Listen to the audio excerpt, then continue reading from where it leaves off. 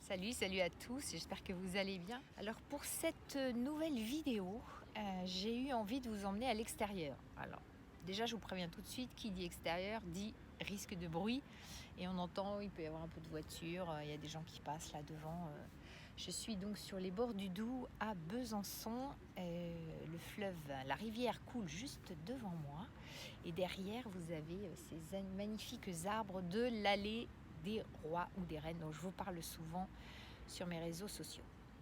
Donc pourquoi j'ai décidé de vous emmener en extérieur aujourd'hui? Eh bien c'est parce que le livre que je vous présente a tout à fait sa place dans cette nature. Voilà, je suis dans un champ de thym. Je vais vous montrer. Hop, hop, hop, hop. Voilà. Voilà. Et je ne vous mens pas quand je vous dis qu'il y a du thym. Voilà, du thym en fleurs. C'est une folie. Nous sommes donc au mois de novembre à Besançon dans le Grand Est.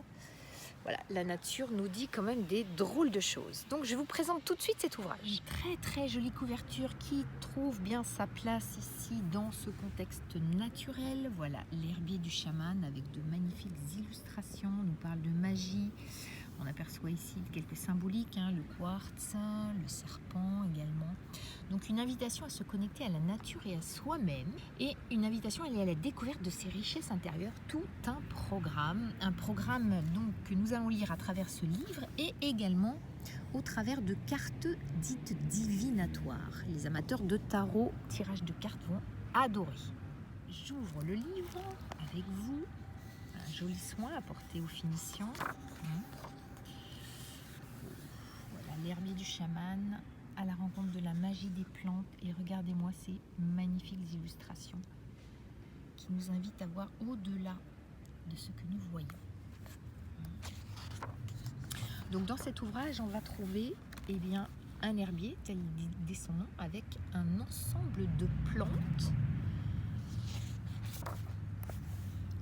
Voici le portrait de l'auteur, Maya Toll, une américaine, qui est herboriste, pouvez-vous lire, conteuse et folkloriste. Voilà, une jeune femme qui, pour des problèmes de santé, s'est intéressée de près à la médecine et aux médecines alternatives, dans la mesure où la médecine classique ne lui permettait pas de trouver une solution à ses problèmes de santé.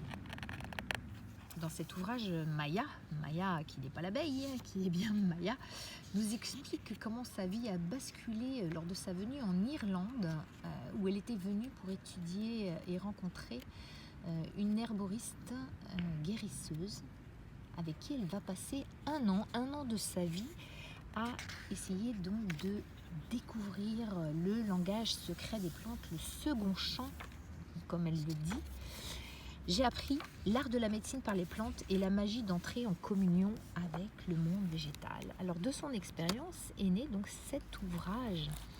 Voilà, cet ouvrage qui se décline sous forme de fiches consacrées à un certain nombre de plantes, la plupart assez communes, voilà, avec un process commun à toutes les pages, c'est-à-dire une magnifique illustration dans laquelle se plonger, quelques mots sur la symbolique de la plante, une invitation à suivre un rituel et puis une réflexion pour améliorer peut-être ou trouver des pistes d'amélioration pour sa vie quotidienne. Eh bien, je vais prendre l'exemple de la guimauve qui, pour la plupart d'entre nous, est un symbole de douceur, cette douceur qui venait aux fêtes ou en fin de repas. Regardez un peu cette magnifique illustration.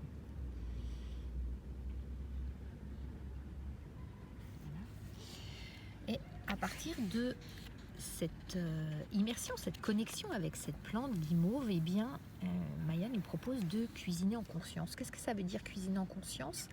Ça veut dire être présent dans l'acte de préparer à manger, être intensément là dans les actes de couper, tailler, faire mijoter, et également être présent en anticipation au plaisir que les convives vont retirer de ce plat que nous leur préparons.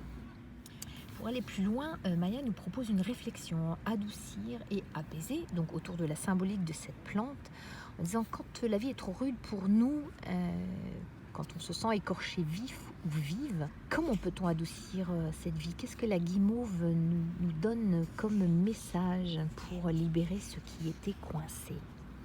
Voilà, donc un très très joli ouvrage, une première approche qui se double donc de l'approche avec les cartes. Les cartes, regardez un petit peu si elles ne sont pas magnifiques.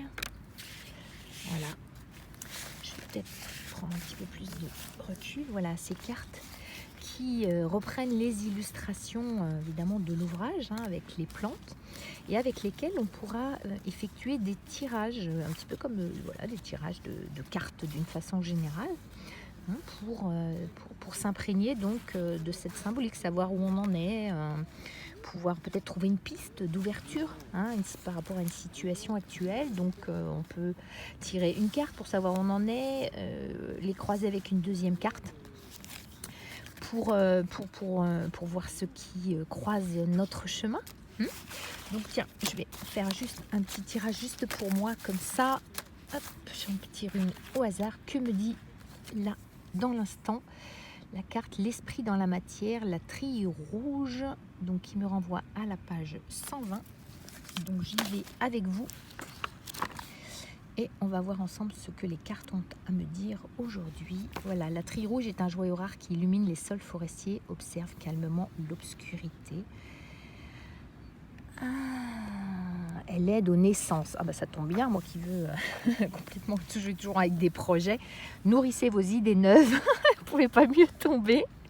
Les idées n'attendent qu'une chose, se manifester et laisser maturer. Ah, ça c'est ça. Ça veut dire qu'il faut savoir certainement renoncer à certaines idées pour pouvoir en laisser croître certaines, enlever voilà, les mauvaises herbes ou même des bonnes herbes, parce qu'on ne peut pas être sur tous les fronts et Miku est toujours sur tous les fronts, donc ça m'amuse beaucoup d'avoir tiré cette carte.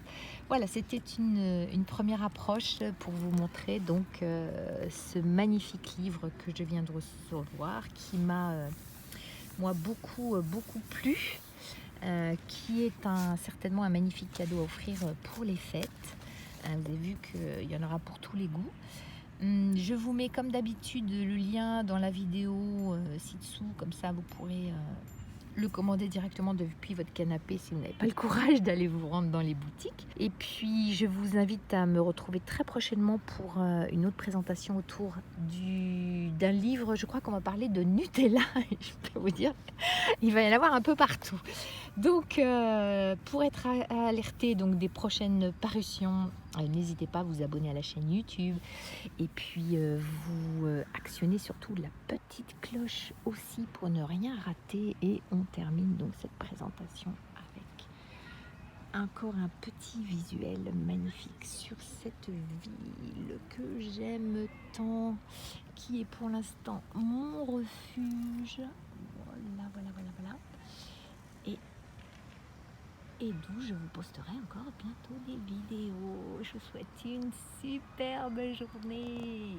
À très très bientôt. Et puis c'est pas parce que je suis dans un champ de thym qu'il faudra prendre pour une daube. Attention à vous. Allez, à plus.